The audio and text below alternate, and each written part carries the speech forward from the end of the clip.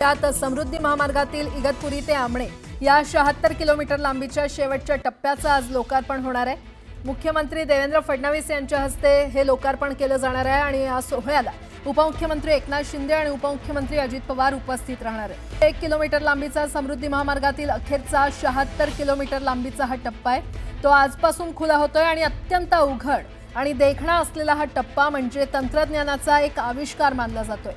सह्याद्रीचा डोंगर पोखरून केलेले 2 बोगदे आणि अतिविशाल खोल दरीत उभारलेला विशाल पूल हे या टप्प्याचं खास वैशिष्ट्य आहे। तर समृद्धी महामार्गावरील या मार्गाचे वैशिष्ट्य काय आहेत, इगतपुरी आमणे मार्गाची वैशिष्ट्य आपण जाणून घेऊयात। राज्यातील सर्वात लांब आणि देशातील सर्वात रुंद बोगदे इथे तयार करण्यात आलेले आहेत। तर अद्ययावत तंत्रज्ञानावर आधारित हे बोगदे आहेत आणि पूल देखील तसंच आहे। तर न्यू ऑस्ट्रियन टनेलिंग पद्धतीचा बोगदा त्याचा मार्ग तयार करण्यात आलेला आहे।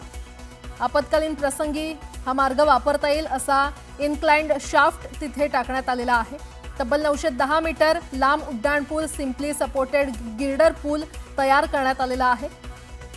त्यासह बॅलन्स कॅन्टिलिव्हर बॉक्स गर्डर देखील इथे बसवण्यात आलाय। खोलदरीमध्ये 35 खांबांवर पुलांची उभारणी करण्यात आली आहे आणि सर्वाधिक उंच खांब हा 60 मीटरचा आहे। तसंच प्रत्येक उड्डाण पुलावर 3 लेन बनवण्यात आलेले आहेत।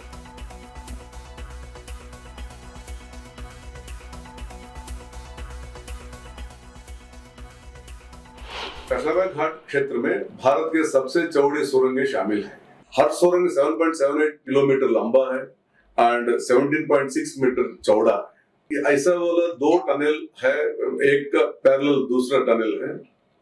दोनों टनल पैरेलल टनल कंस्ट्रक्शन किया गया था। ये दोनों पैरेलल टनल हर एक 300 मीटर में कनेक्टेड है विथ क्रॉस पैसेजेस।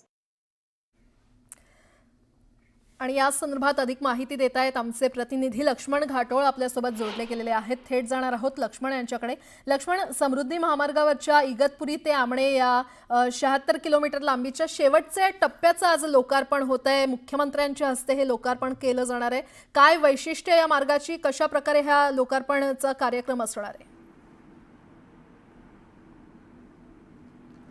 प्राजक्ता, खरं तर हा समृद्धी महामार्ग जो आहे तो महाराष्ट्र राज्याचे मुख्यमंत्री देवेंद्र फडणवीस असतील किंवा उपमुख्यमंत्री एकनाथ शिंदे असतील यांचा हा ड्रीम प्रोजेक्ट मानला जातो आणि याच ड्रीम प्रोजेक्टच्या शेवटच्या टप्प्याचं लोकार्पण आज होणार आहे।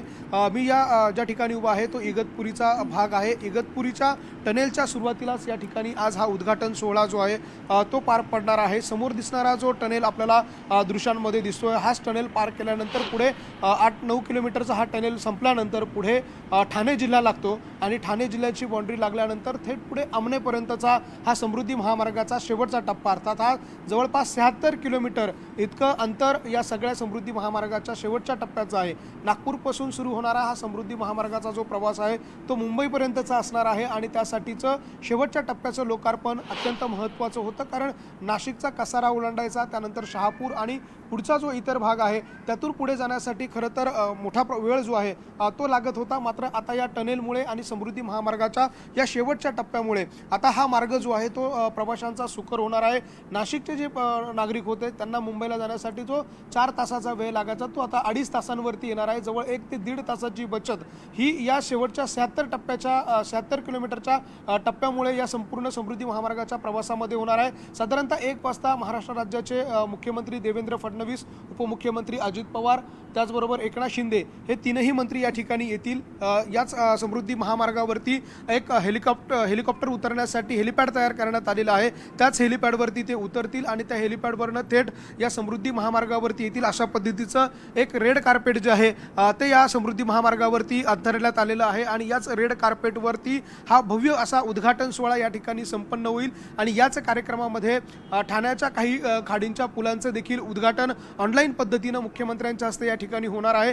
त्यामुळे आज होणाऱ्या उद्घाटन सोहळ्याकडे संपूर्ण महाराष्ट्राचं लक्ष यासाठी लागलेलं आहे की हा शेवटचा टप्पा हा अत्यंत महत्त्वाचा असणार आहे, कारण नागपूर ते मुंबई हा जो प्रवास होता यापूर्वी 18 तास 17 तास इतका कालावधी जो आहे तो नागपूरवरून मुंबईसाठी लागत होता। मात्र आता या समृद्धी महामार्गामुळे तब्बल 24 जिल्हे जे आहे महाराष्ट्रातले ह्या भागातले हे सगळे 24 जिल्हे एकमेकाला जोडले जाणार आहे आणि त्यामुळे हा 17-18 तासाचा जो प्रवास नागपूर ते मुंबईचा होता तो केवळ 8 ते 9 तासांवरती आलेला आहे आणि निश्चितपणे या सगळ्या समृद्धी महामार्गाच्या उद्घाटन सोहळ्याकडे सगळ्यांचं लक्ष होतं. हा शेवटचा टप्पा कधी पूर्ण होतो, त्याचं लोकार्पण कधी होतं याची उत्सुकता संबंध महाराष्ट्राला यासाठी होती, कारण हा शेवटचाच टप्पा नागरिकांना पार करणं अवघड असायचं. पुढे कसाऱ्याच्या घाट असायचे, त्याचबरोबर ठाणे आणि शहापूरचा जो काही भाग होता त्या ठिकाणी प्रचंड वाहतूक कोंडी जी असायची ती नेहमी व्हायची आणि त्यामुळे नागरिकांना मुंबईला पोहोचण्यासाठीचा मोठा वेळ जात होता. मात्र या समृद्धी महामार्गामुळे हा सगळा वेळ जो आहे तो वाचणार आहे आणि अशा पद्धतीचं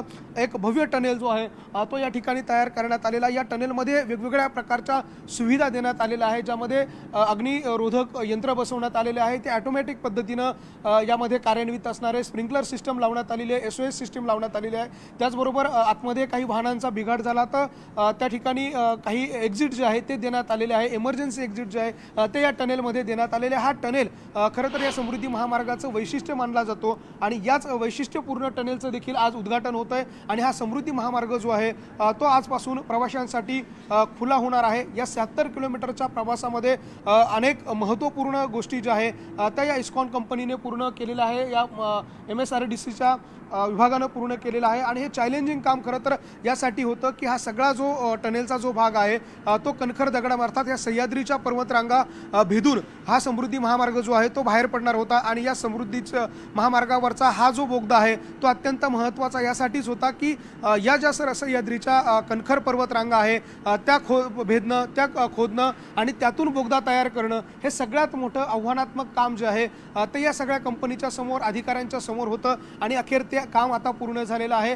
आणि ज्या वेळेची प्रतीक्षा होती ती प्रतीक्षा आता संपलेली आहे. पुढच्या काही तासांमध्ये समृद्धी महामार्गाचा हा शेवटचा टप्पा जो आहे तो पूर्ण होणार आहे आणि मुख्यमंत्री, दोनही उपमुख्यमंत्री आणि नाशिकच्या काही वेगवेगळ्या भागातले काही स्थानिक आमदार, लोकप्रतिनिधी जे आहेत ते या कार्यक्रमाला उपस्थित राहणार आहेत. ठीक आहे प्राजक्ता. लक्ष्मण, वेळोवेळी तुमच्याशी संवाद साधत राहू. तुर्तास धन्यवाद या संपूर्ण आढाव्यासाठी, या माहितीसाठी. पुढची बातमी पाहूयात. उद्धव ठाकरे यांच्या पक्षातील एकूण 5 खासदार हे एकनाथ शिंदे यांच्या शिवसेनेच्या संपर्कात आहेत अशी माहिती सूत्रांकडून मिळते. विशेष म्हणजे खासदारांना पक्षात थांबवण्याचा प्रयत्न उद्धव ठाकरे यांच्या पक्षाकडून केला जात असल्याचंही सूत्रांनी सांगितलेलं आहे. गेल्या काही दिवसांपासून राज्याच्या राजकारणात मोठ्या घडामोडी घडतायत आणि असं असतानाच आता महाराष्ट्राच्या राजकारणातली ही मोठी बातमी, त्यामुळे राजकीय वर्तुळात एकच खळबळ उडाली आहे. आपण पाहतोय उद्धव ठाकरे यांच्या पक्षातील एकूण 5 खासदार एकनाथ शिंदे यांच्या शिवसेनेच्या संपर्कात आहेत अशी माहिती वरिष्ठ सूत्रांकडून मिळते.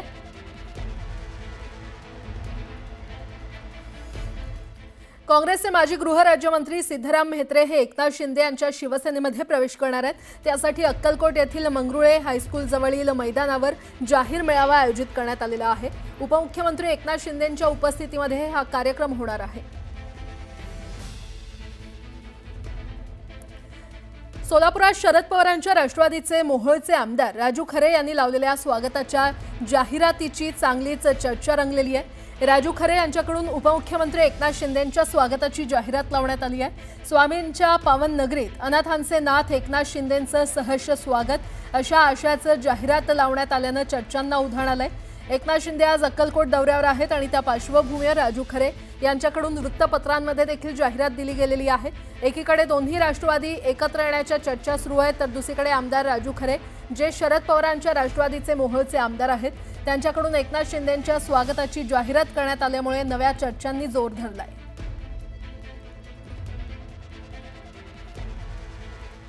भाजपचे मंत्री नितेश राणे यांनी शिवसेना उबाठाचे आमदार आदित्य ठाकरे यांच्यावर निशाणा साधलाय. बकरी ईदवरील वक्तव्यावरून नितेश राणेंनी आदित्य ठाकरेंवर निशाणा साधलाय. आदित्य ठाकरे यांनी आडनाव बदलून खान किंवा शेख करावं, बाळासाहेबांच्या नातूनं असं बोलणं शोभत नाही अशी बोचरी टीका राणेंनी केली आहे. तसंच ज्यांनी ठाकरे कुटुंब तोडलं तेच आज एकत्रीकरणाचे लेक्चर देत असल्याचंही त्यांनी म्हटलंय.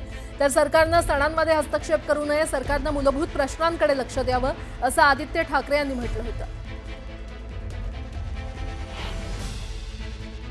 देखिए, मुझे लगता है हर एक त्योहार पे ये बचाओ वो बचाओ क्यों आना चाहिए. त्योहार अब मनाते हो, मनाइए, लेकिन ये जो कहने वाले, अभी मैं तो भी एनवायरमेंटलिस्ट हूँ, लेकिन हर बार कोई पानी बचाओ, कोई रंग बचाओ, फिर ये बचाओ, सांस तो लेने दीजिए यार. और ये कोई सरकारों का काम नहीं होता। सरकारों का काम यही है कि मेरे किसान अगर आत्महत्या कर रहे हैं तो फिर उनको पहले आप जाके सपोर्ट कीजिए। अगर मेरे घर में पानी गया है ये सारी बारिशों में, तो आप जांच कीजिए कि पानी कैसे गया अंदर। सरकार का काम ये भी है कि जो 4 पाक आतंकवादी आए वो कहाँ गए ये भी ढूंढना है, त्योहारों में घुसना नहीं।